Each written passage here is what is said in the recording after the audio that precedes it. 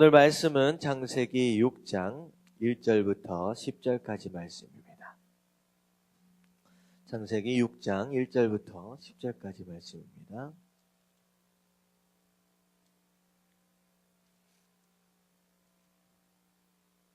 교독하도록 하겠습니다.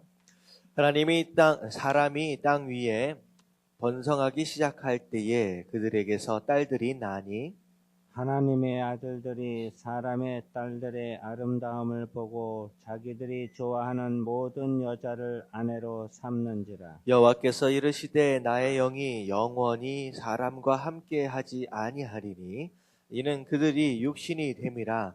그러나 그들의 날은 120년이 되리라 하시니라. 당시에 땅에는 네피림이 있었고 그 후에도 하나님의 아들들이 사람의 딸들에게로 들어와 자식을 낳았으니 그들은 용사라 고대의 명성이 있는 사람들이었더라.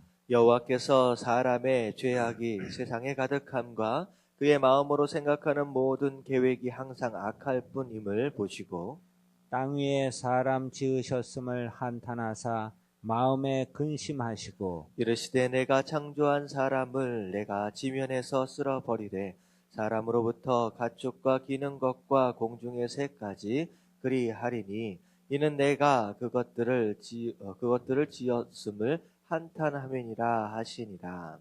그러나 노아는 여호와께 은혜를 입었더라. 이것이 노아의 족본이라. 노아는 의인이요 당대의 완전한 자라. 그는 하나님과 동행하였으며 세 아들을 낳았으니 셈과 함과 야벳이라. 아멘.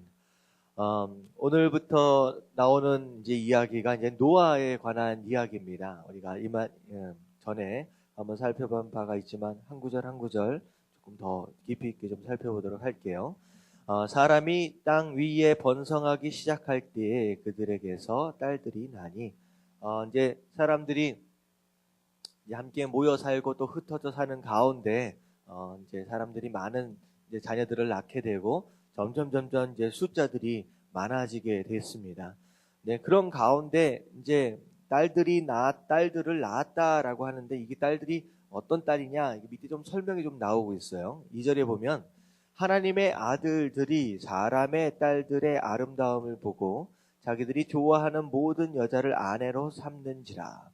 자, 사람의 아들이 있고 하나님의 아들이 있고요. 사람의 딸들이 있다라고 하는데 이건 뭐 하나님께서 또 다시 뭐 아들들을 또 뭐 낳으셨고 뭐 그런 내용이 아니라 여기서 얘기하고 있는 하나님의 아들들은 이제 셋의 후손들을 의미합니다. 셋의 후손들을 의미해요. 하나님의 아들들. 그리고 여기서 얘기하고 있는 사람의 딸들은 이제 가인의 후손들을 의미합니다. 그래서 이제 원래는 가인은 쫓겨가서 따로 이제 살게 되었는데 이제 나중에 이제 사람들이 많아지다 보니까 가인의 후손들과 이제 셋의 후손들이 이제 섞여버리게 되는 거죠. 여기서 얘기하는 것처럼 이제 하나님의 아들 셋의 후손들이 점점 많아지면서 이제 가인의 후손들과 더불어 함께 섞여버리는 상태가 되어버렸다라고 하는 거예요. 이제 그들의 아름다움을 보고 하나님의 뜻대로 산다라고 하는 하나님의 아들들까지도 점점 죄악 가운데 물들어가게 되었다라고 하는 것입니다. 그래서 아내를 삼는지라. 여호와께서 이르시되 나의 영이 영원히 하나님 사람과 함께하지 아니하리니 이는 그들이 육신이 됨이라. 이제 여기서 이제 보면 나의 영이 영원히 사람과 함께하지 아니할 것이다. 이게 보면 이제 노아 당시 이제 창세기 6장까지 이제 이 전까지만 해도요. 하나님의 영이 밑으로 세상에 내려오셨다가 올라가셨다가 이게 바벨탑 사건 보셨잖아요. 하나님의 영이 세상에 내려오셨다가 또 사람들과 또 더불어서 이제 또 보시기도 하고 또 올라가시기도 하고 이제 사람들과 함께 있었다라고 하는 거예요. 마치 이제 성령 하나님께서 우리 마음에 지금 계시고 계시는 것처럼 그런 식으로 왔다 갔다 하셨는데 바로 이제 창세기 6장 이제 3절서부터는 이제 하나님의 영이 사람을 떠나게 되는 장면이 나오게 되는 것이요. 여기 나의 영이 영원히 사람과 함께하지 아니할 것이다. 왜냐하면 이는 그들이 육신이 됨이라. 이건 육신이 됐다라고 하는 것은 무슨 상태냐? 완전히 죄에 물들어 버려서 타락한 육체가 되어버렸다. 그러니까 육신의 즐거움과 쾌락을 따라서 움직이는 그런 존재가 이미 되어버렸기 때문에 하나님의 영이 우리와 함께 하실 수가 없는 상태가 되어버렸다라고 하는 거예요. 그래서 떠나버리시게 되는 겁니다. 그리고 이제 그때부터 이제 하나님께서 사람의 수명을 이제 정하시죠. 그러나 그들의 날은 여기서 이제 그러나 했는데 이제 그러나가 아닙니다. 그냥 왜 그러나가 들어갔는지 모르겠습니다. 그래서 그냥 유신이 됨이라 그들의 날은 이제 120년이 되리라 하시니라. 그때 이제 하나님의 영이 떠나시면서 이제 120년의 수명을 이제 정하시는 때가 이제 이때라고 생각을 하시게 됩니다. 자, 그리고 나서 이제 사실 하나님의 영이 이때 떠나시고요. 이제 떠나버린 하나님의 영이 이제 다시 임한 때가 언제인지 혹시 아세요? 떠나버린 하나님의 영이 이 땅에 다시 임하신 때가 바로 오순절 다락방 그때라고 생각을 하시면 됩니다. 그러니까 물론 하나님의 영이 이 세상에서 아예 존재하지 않는, 아예 오시지 않는 것은 아니었지만 사람을 떠나버린, 사람 가운데 함께 거하시다가 아예 떠나버린 어떤 그런 시점이 바로 이 시점이라고 생각하시면 될 것 같아요.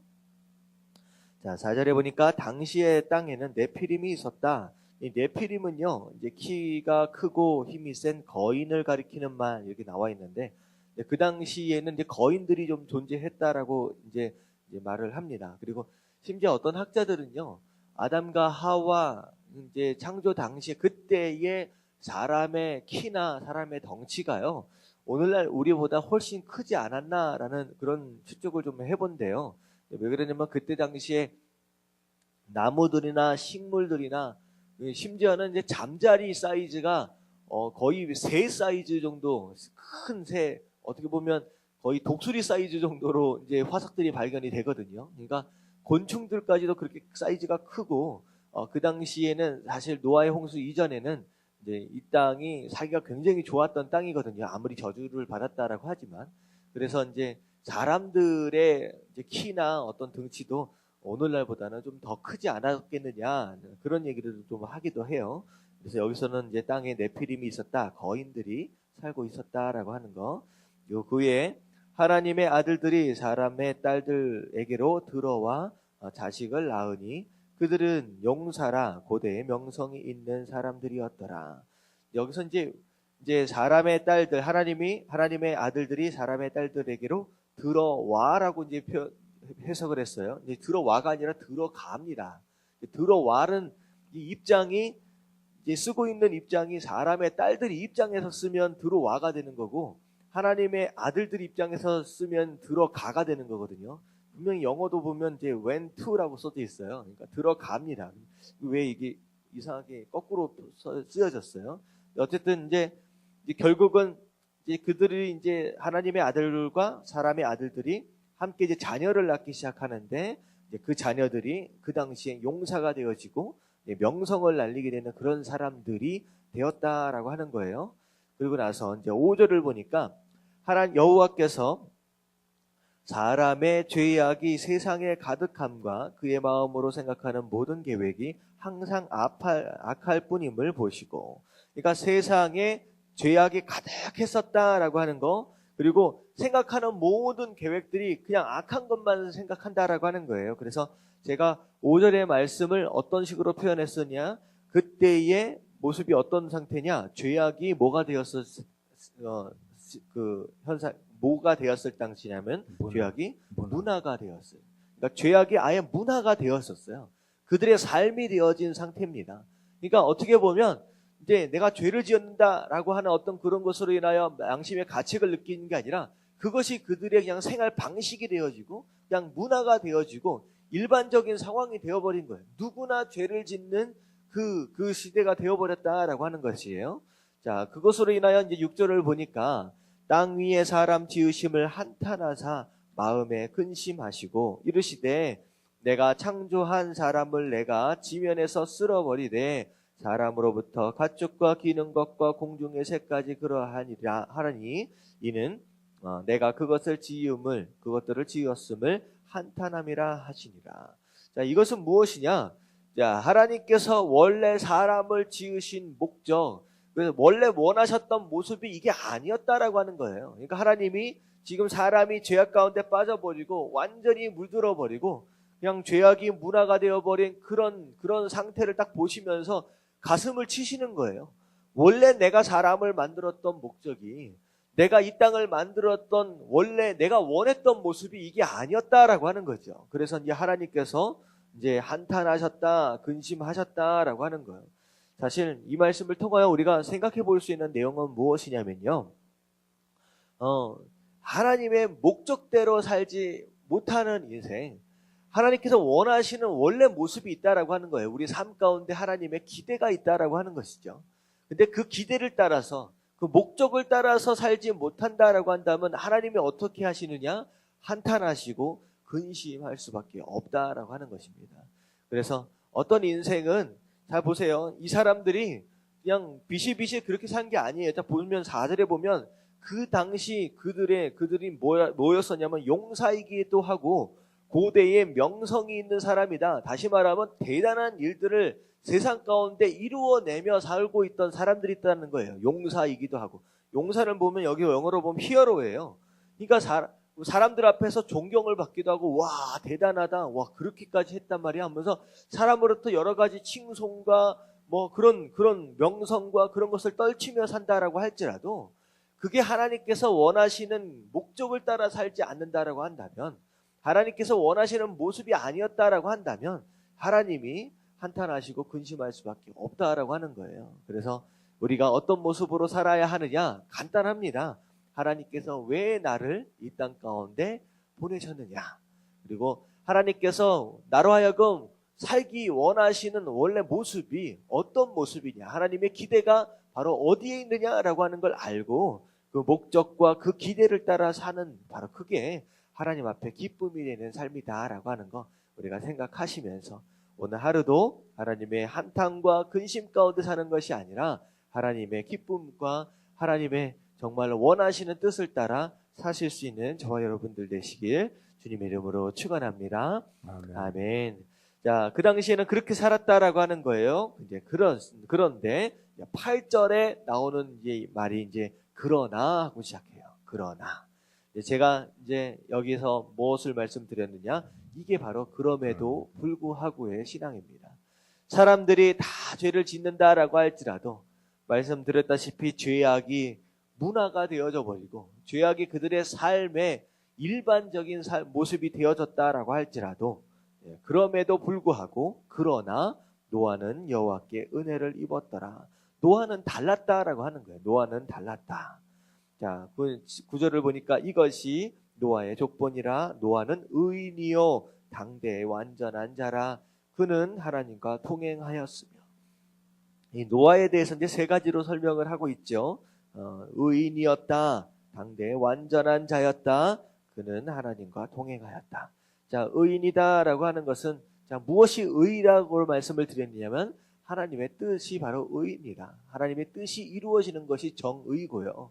그래서 의인이다라고 하는 건 간단하게 설명하면 하나님의 뜻대로 살려고 애썼던 사람이었다라고 하는 거죠. 당대의 완전한 자다. 그 당시에 완전한 자다. 여기 보면 blameless라고 써져 있어요.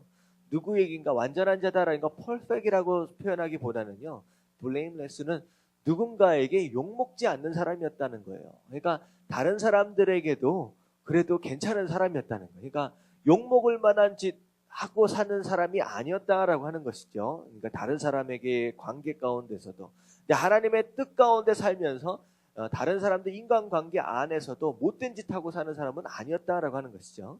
그리고 그는 하나님과 동행하는 사람이었다. 이 동행이다라고 하는 것에 어제 말씀을 좀 같이 나눴었죠. 하나님의 방향과 하나님의 스피드와 속도가 같아야지 동행이 가능하다라고 했어요. 방향이 같다라고 하는 건 삶의 목적이 같다라고 하는 것이고, 그리고 스피드가 똑같다라고 하는 것은 열정이 같다라는 거예요. 하나님의 뜻 안에서 하나님의 목적을 따라 하나님의 뜻을 이루어드리는 그런 열정을 가지고 사는 바로 그런 사람이 바로 노아였다라고 하는 것입니다. 그래서 세 가지로 설명을 하고 있어요. 그래서 노아는 이제 하나님께 은혜를 입었다. 그리고 세 아들을 낳았으니 셈과 함과 야벳이었다라고 지금 얘기를 하고 있습니다. 그래서 이제 마지막으로 노아의 삶이 어떤 삶이냐?